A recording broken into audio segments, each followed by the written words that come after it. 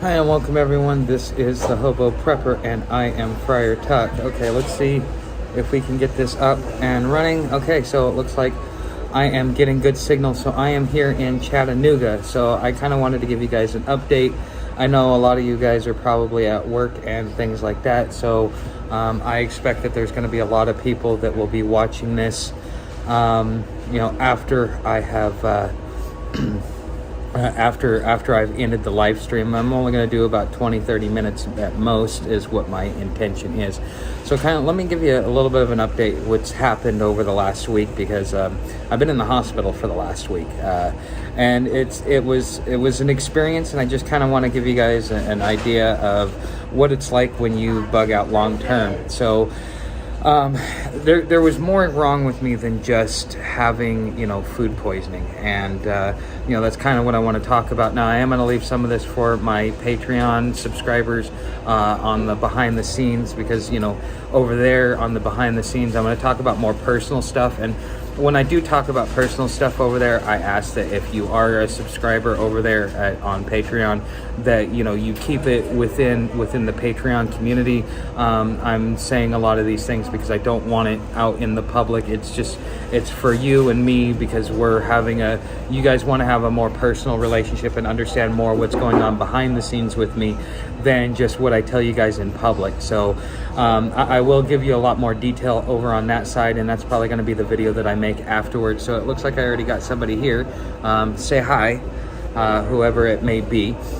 But anyways, so it was like a perfect storm.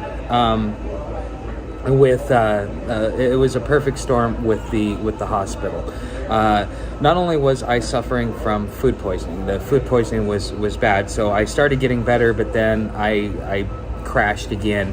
And so by the time Wednesday came around, which was the last day I was able to pay for my hotel room, I had to make a decision. And the decision was, do I go out and go to a trailhead and just kind of like stick close to resources, and do I just kind of like curl up in a ball and just kind of ride this out, or do I go to the hospital? And I chose to go to the hospital for two reasons. One is this was probably the worst case of food poisoning. After about a week of dealing with food poisoning, what they want to do is like a what they call a stool analysis. And so I never got the results from the stool analysis that they were supposed to do once I hit that week mark, which was about a day and a half, 2 days after I got into the hospital. Now, I was suffering from dehydration, even though I was drinking a lot of like Powerades and Gatorades and Pedialytes and trying to drink water. But the last day or two, I stopped drinking. I stopped eating because, every time I ate, every time I drank, it seemed like all it did was make it worse and add fuel to the fire. And I was like, no, I don't want to do that. So, between that, the exhaustion and the fatigue of going for as long as I have, plus I worked like 120 hours over like a 12-13 day period of time. That 120 hours was something that was I don't even know what to say. It took a lot out of me, and so I didn't really get the rest that I needed, by working like 8-hour days and just kind of, relaxing. But I'm telling you, working a job is much easier than being out on trail. And so in some ways it wasn't as taxing as being out on trail, but it was taxing. So between that and then just all the other stuff that had been piling up over the months, with the different struggles that I was having, it made for the perfect storm. So when I went into the hospital and I explained to them what was going on, and I kind of opened up a little bit and just told them, like, look, I'm exhausted, I'm fatigued, I don't have the energy, and I'm not sure that I can keep going. So they ended up putting me in lockdown for a few days, and it was probably the best thing that could happen to me, because I was able to get some counseling. I was able to get some of the help that I needed to be able to talk to people and get the help that I needed. And that is one aspect of what was going on there. And so that's probably the reason why you guys didn't see or hear from me in the comment section from Wednesday until yesterday. And so I asked for them because when they wanted to do my discharge, I says, well, I want to get back out on trail. I feel better now. I feel like I can get out there, and I've got the energy.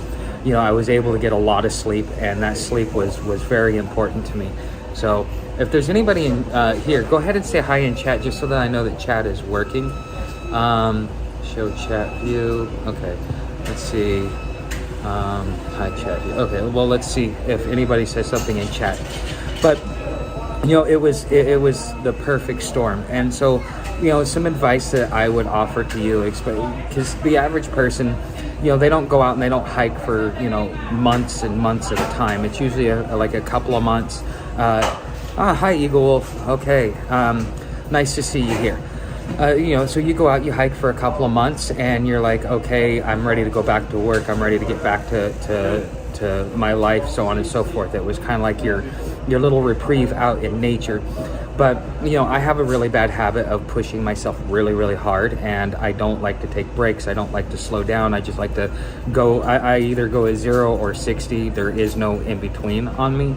And so that is something that I really have to work on as far as slowing myself down when it comes to doing hiking at any point in time.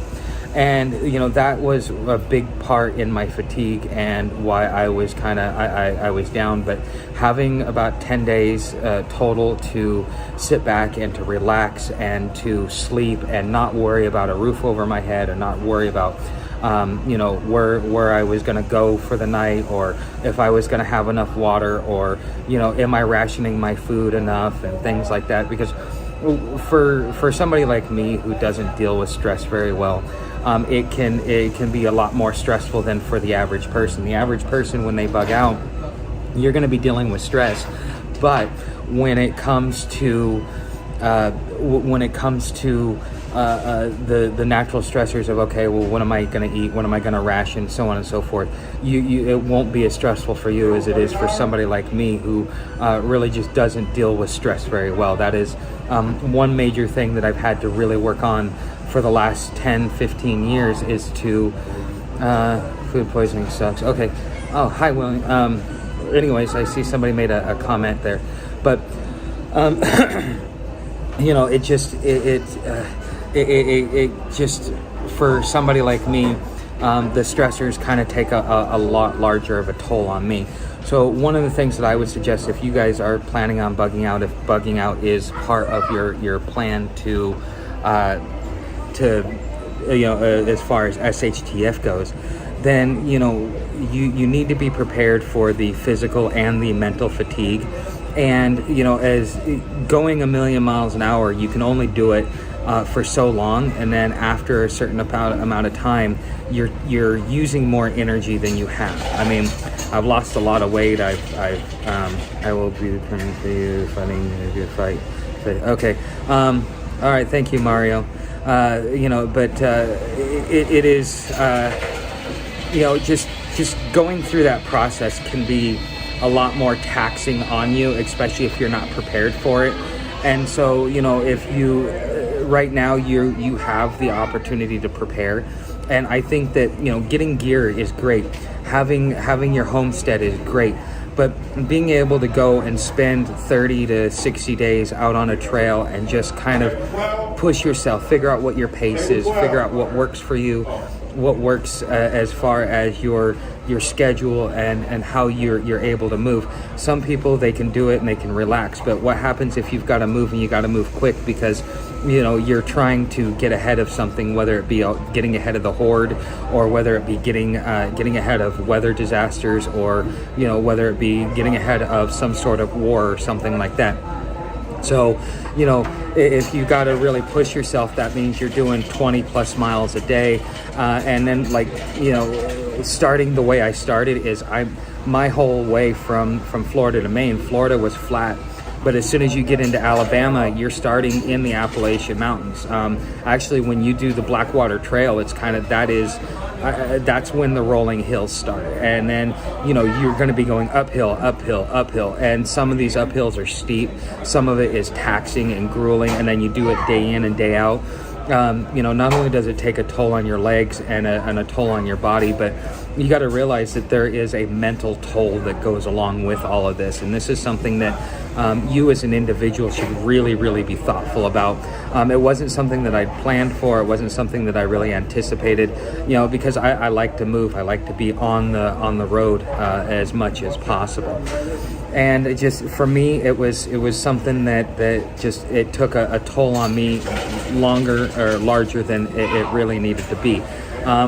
If you're not careful, you can really put yourself in a bad situation, whether it be health wise or whether it be just physical wise, or whether it be just mentally. There are a lot of factors that you will have to contend with should you have to bug out. It's not just I'm gonna go and I'm gonna go 300 or 400 miles and then I'm gonna be good, because you may not be able to be static. One of the things that I find being out on trail is you don't, as much as you want to be static, it's not as easy as I would like it to be, because I'd like to be able to be closer to towns. Now you can camp out at trailheads, and trailheads are nice, but also you don't want to stay in a place too long, just because you're not really supposed to leave an imprint, and you have limited resources, even if you're using food stamps or whether you're using cash. Unless you're hunting your own food and unless you are close to water sources. So one of the things that was happening on the Georgia side is it seems like the water sources were drying up, the seasonal water sources where I was supposed to be able to get water. And you're riding a ridge line, and so you're up at the top of this mountain, and you're walking across the top and just kind of go up and down following the ridge line, and then you come down as you come into a gap, and then you go right back up a hill, and it's a steep climb, and you've got a pack on your back. And the thing is when you get to a point where it says, okay, there's water here, but you got to go down 1,000 feet in elevation or more just to get to the beginning of a stream to be able to get maybe 1.5 liters of water to 2 liters of water.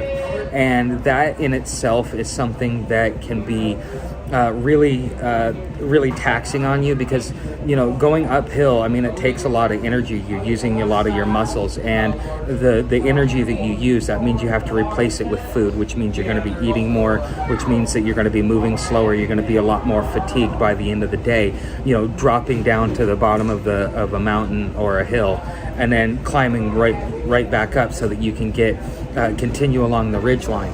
I was also considering, maybe I needed to have 1 gallon or 2 of water with me, but you got to realize 1 gallon's about 8 pounds. And so that would be an extra 16 pounds that I would be carrying on top of the 40 pounds.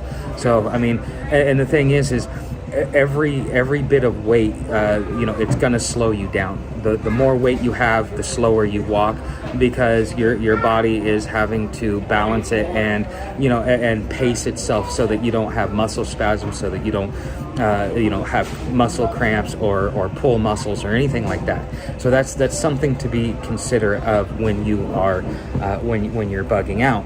And these are the stressors that you will have to deal with if you ever have to get on the road, whether you're just hiking for fun or whether you're hiking out on trail because you're having to go from one part of the country to the other. Now, some of my plans of what I've got going on. So if you guys watched the video where I said you don't want to miss this, I am restructuring my Patreon, and I'm gonna have 4 tiers. Okay, and I'm going to be working on that for a minute. Now, my best friend Paul, he's owed me a couple of grand for over a year, and we finally reached a point where we agreed that he's just not going to be able to pay me what he owes me. And I didn't ever send him what it was that he was supposed to be paying for, because I was waiting for him to send me the money. So it's not like I'm out anything, it's not like he's out anything, and it's not going to ruin our friendship, because he's my buddy, he's my best friend, he's one of my only friends, and so I'm not willing to throw a friendship away over something like this.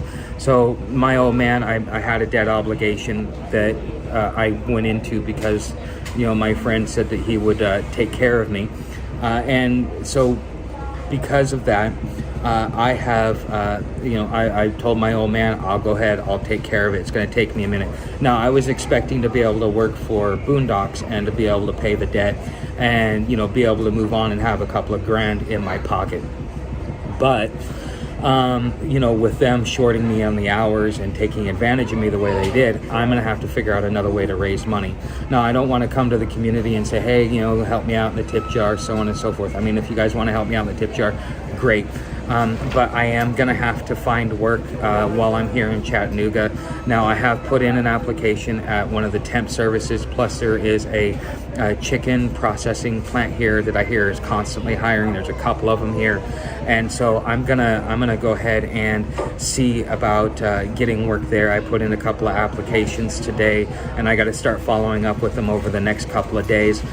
Plus, I got to go, and deal with some counseling so that I can get on top of some of the mental issues that I've been dealing with since I've been out on trail, such as the loss of my business, and just kind of every time I turn around, it seems like when I get a foot up, I end up going one step forward, two steps back. The best thing that's happened to me so far is just having having the channel monetized, which that is a big factor in kind of keeping me, giving me the hope that I need. But I need to go out there, I need to create my own magic instead of relying on you, the community. And all I really need to rely on you guys for is to become my subscribers and to also keep watching the videos, keep watching the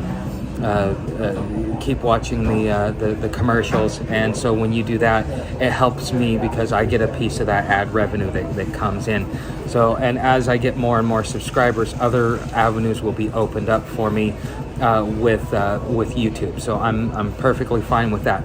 Now, the other avenue that I'm going to be going through is Patreon. So there's going to be a $5 a month for behind the scenes. And what behind the scenes is, you're going to get a more personal, in-depth conversation with me. What it means is, like, I'm going to tell you a little bit more details of what really happened in the hospital, because that's going to be that's what you're there for, to kind of really understand the deeper things that are going on, so that maybe it helps you become more prepared, or maybe it's just part of the connection you have with me as a creator. Now, the one thing I ask is that you keep this confidential, that you don't talk about it off of the Patreon platform, because if you do, I'm gonna stop talking personal there, and I'm just gonna keep it mostly professional, and keep the deeper thoughts to myself. That's gonna be $5 a month. And instead of doing $7 a month for the hobo tutorials, I'm gonna do $10 a month for, it's a combination of the hobo tutorials plus the behind the scenes. So that way, the little things that I have to do that allow me to, I guess the easiest way to put it, I have to jerry-rig things. I have to I run into an obstacle, and I got to figure out a way to fix it. And sometimes, it's an easy fix. Sometimes you kind of got to be creative in how you fix things.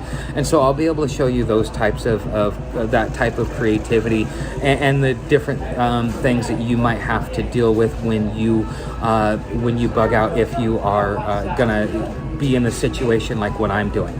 Okay, and then I'm also going to have constitutional history. Now, one of the first videos that I plan on doing is I want to talk about the Convention of the States, and I think that the Convention of the States is a ruse. I think that it is about as much of a ruse as when we had the original Constitution Convention to fix the Articles of Confederation. And I'm going to talk about that more in depth. I'm going to be talking about things that happened in the Constitution, how the legal history, because what people fail to realize is that the Constitution is more of a legal document. It is the law of the land. It is not a philosophical document. It is not a dogmatic or a religious document like a lot of people want. There are specific things that are in there. So, for example, the shelter that I stayed at last night, they had me sign a contract to be able to stay with them. Well, the thing is some of the things that are within that contract would be considered a violation of the Constitution or my constitutional rights, because they receive a federal funds, and the fact that they're forcing religion on to people, as compelled performance, and it's a unilateral contract, there could be a constitutional argument how they are actually violating the spirit of the Constitution. But there is also a provision within the Constitution that says that if you enter into an agreement knowing that it is a violation of the Constitution, or it later becomes a violation of the Constitution, well, that agreement is still valid because you entered into it. You cannot use the Constitution as a way to get into and out of an agreement. And so, as much as I want to go out there and I want to fight it, because I signed that contract, I'm legally bound by it, and I'm no longer able to get out of it. And see, these are things within the Constitution that most people really don't understand. They just think that, oh, well, it's not constitutional, so I don't have to do it. Well, if you agreed to it, you have to do it.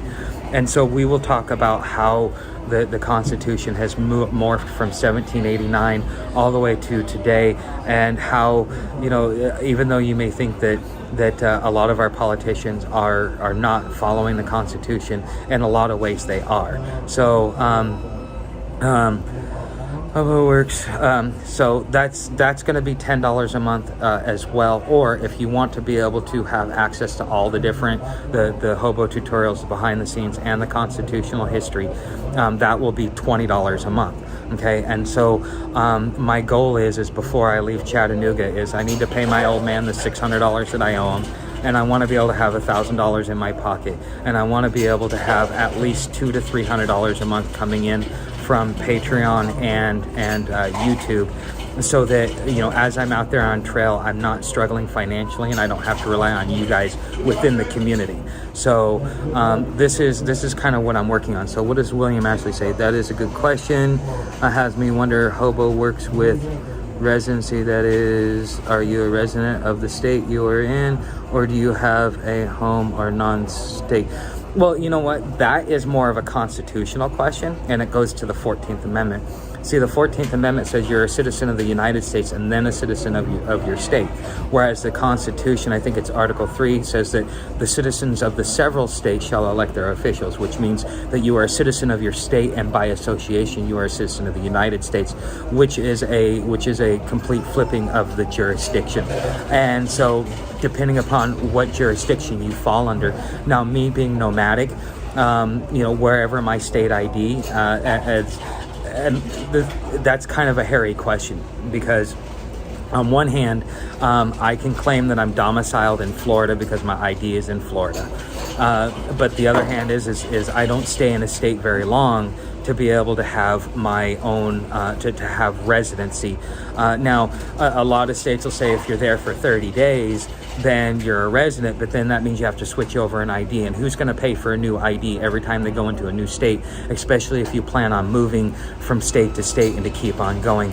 So on one hand, that kind of puts you in limbo, which would be considered a non-resident alien, but then you would have to go get a passport, and you would have to do appropriate court filings to be listed as a non-resident alien, which means you're a citizen of the several states, and by association a citizen of the United States, which is your constitutional status where you should be. The U.S. citizen is actually a second-class citizen, and that's something that we would be talking about over on the constitutional history side. It becomes equity, but no contract can be held that has unlawful provisions.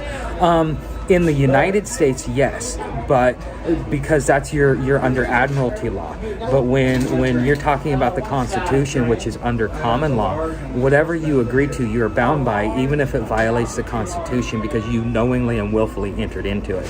So, well, sometimes benefits or services only valuable to state residents. Yeah, sometimes, but a lot of these programs, you got to realize they're federally mandated programs. So food stamps, I've got Florida food stamps, but I'm using them here in Tennessee. I used them in Georgia. I used them in Alabama. But it's a federal program that is federally mandated to the states. The states have to pay for it. The federal government gives them money for it. But each state has to manage it on their own.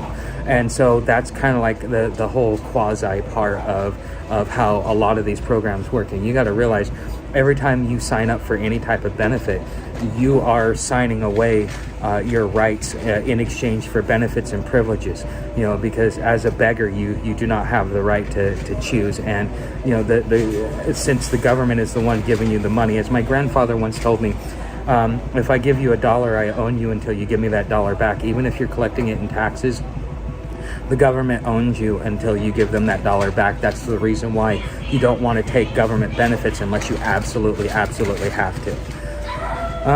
Curious if you have the ability to be a citizen of multiple states. No, you don't.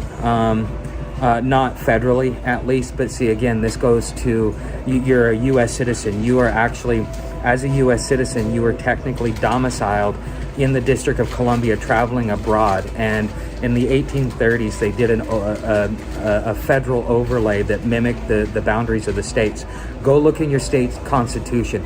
Do you see a metes and bounds? If there is no metes and bounds, that means that you're operating in federal territory. You're not operating in a constitutional state. You're not operating in the republic. That is one telltale sign to tell you really where you're at. So if your most recent state constitution, because they rewrite them every few years, go see if there's metes and bounds, and there is no metes and bounds. If there is, this must be something new that they've started, but I've been looking at it for years, and even the state of Oregon does not have its metes and bounds, hasn't had its metes and bounds since the early 1900s. Okay, so these are things that you got to do. And another thing we'll talk about is the original 13th Amendment, because the 13th Amendment that's there right now is not the original 13th Amendment. Now, the original 13th Amendment post-Civil War was worded into the Constitution because they rewrote the U.S. Constitution post-Civil War. But we will talk about that more over there on Patreon. But again, it's $10 a month if you want the constitutional history, $10 a month if you want the behind the scenes and the hobo tutorials, or $5 a month if you want just the behind the scenes, or $20 a month if you want to have all three of them.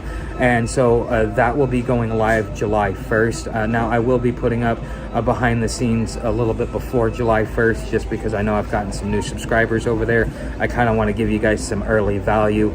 If you do sign up for the constitutional history, if you send me a message, I will make sure to give you a link to an early play if you sign up for either the $10 or the $20 tier.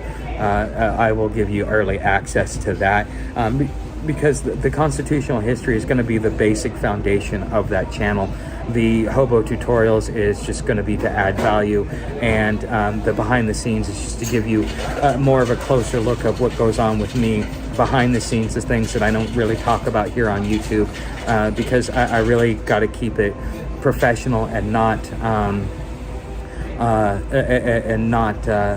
get too personal, because some people like to use the things that go on with me against me, or they like to like throw it out there and twist the words around, and I don't want to deal with that. That's why I say if you get access to the behind the scenes, you are bound by keeping it on that platform and not discussing it publicly here on YouTube.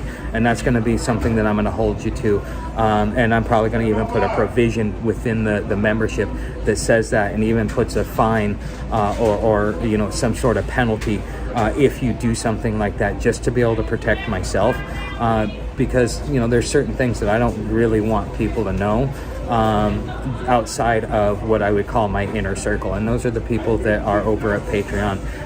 That's my closest inner circle, other than like my best friends. So, have you considered being auditors such as a First Amendment? I've never thought of it. If somebody were to nominate me, or introduce me to the right people that would give me the opportunity, I have no problem doing something like that, because before I had two dreams. I wanted to be in the Marine Corps for 20 years, but I was given a medical ELS from the Marine Corps, so I never got to do that. And I wanted to be a constitutional lawyer.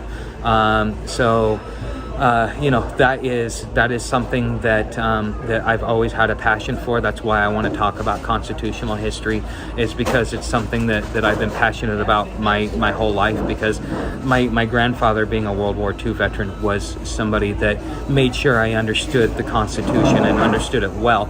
So does anybody have any questions for me? Because we're getting at that 30-minute mark, and I want to make sure that that I don't do it too long. Plus, I'm in a public place, and I put in my applications today, so now what I need to do is take a moment and start getting some of my Patreon videos recorded and uploaded, since I'm here in a good spot with a good signal. So we should get in touch with James Freeman. There are a lot of others. Good luck.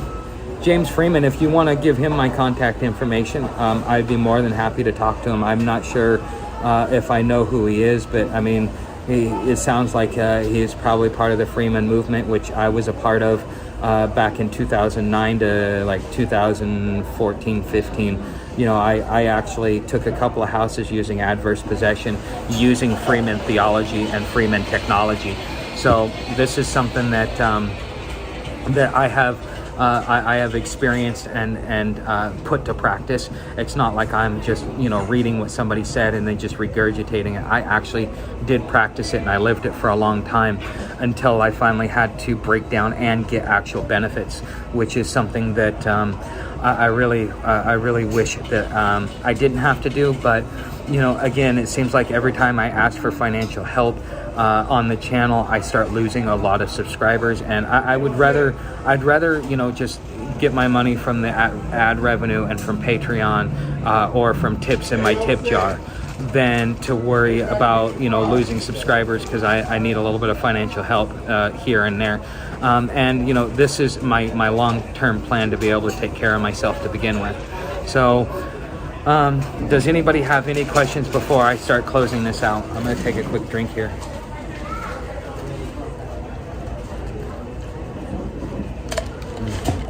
I love my sweet tea, but man, McDonald's makes it way too sweet. So, okay guys, so you guys know how to help the channel. Like, subscribe, share, leave comments down in the comment section. Make sure you watch the videos, watch the commercials. I get a piece of the ad revenue. It doesn't cost you anything to do any of that, and it helps me grow my viewership, and, you know, you guys get the entertainment of the videos in which I produce.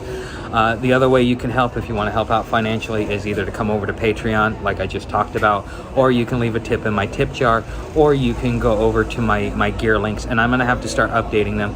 So like I said, I'm going to be here for a couple of weeks to a few months, so that I can make the money I need to pay off my debt to my old man and walk out of here with at least $1,000 in my pocket, and hopefully have at least somewhat sustainable income, or beginnings of a sustainable income from the YouTube verse, so that I can become, you know, so I don't have to rely on you guys financially. So, you know, however you guys want to do that, you know, becoming a subscriber, so on and so forth. You know, you're helping me either way, but those are the ways in which you can help the channel. All right guys, so I'm probably this weekend, because of the way this shelter is, I may not be able to do a Sunday live stream, so I'm probably going to start doing it on Saturdays. So I did pull all the videos over from Patreon, with the exception of 2, just because I didn't want to deal with the backlash in a couple of them, because one of the ladies, she had some fairly colorful statements to make, and I don't want to deal with it. I'm not responsible for what other people say, and if that's their view, that's their view. It doesn't mean it's my view. Okay, just like you watch a TV show, you know, these are not the views of whatever channel you're watching. It is the views of the people that they're interviewing. So, you know, there are interviews that I put the interviews for Saturdays. So if you want to watch the interviews, they're on Saturdays, and then a lot of the backlog videos, those are, you know, like from when I was on bike to being hiking, and so on and so forth. So if you're new to the channel, you'll be able to see a lot of the you'll be able to see a lot of the stuff that I did on bike if you're curious about what it's like to bike, and you'll also get some trail footage from that as well. You know, guys, again, I'm going to be here for a minute just so that I can make sure to pay off a debt and get some money in my pocket, and, you know, get my stability up. And plus, I need to take care of a couple of mental things as well, so that, you know, I'm a lot more mentally sound, because I think that when you bug out, when you have to go through SHTF, it's gonna take a toll on you mentally, and if you don't have the right tools, it's going to make it much harder to be able to deal with that long term. So, all right, guys, thank you for watching, and I will see you if not this Saturday, next Saturday for sure, to do a live stream. And I'm just going to be doing it every Saturday until I get back on trail and get things going, and I'll give you guys an update through that. And I'm probably going to be putting up some other videos over time, just to make sure to you know, kind of give you guys an update, because a lot of this stuff is older material that you guys are getting to watch. So, you know, the live streams and probably maybe one video a week, just to kind of give you guys an update of what's going on with me while I'm building out the Patreon side. So thank you for watching, and I will see you guys either this Saturday or next Saturday on the next live stream.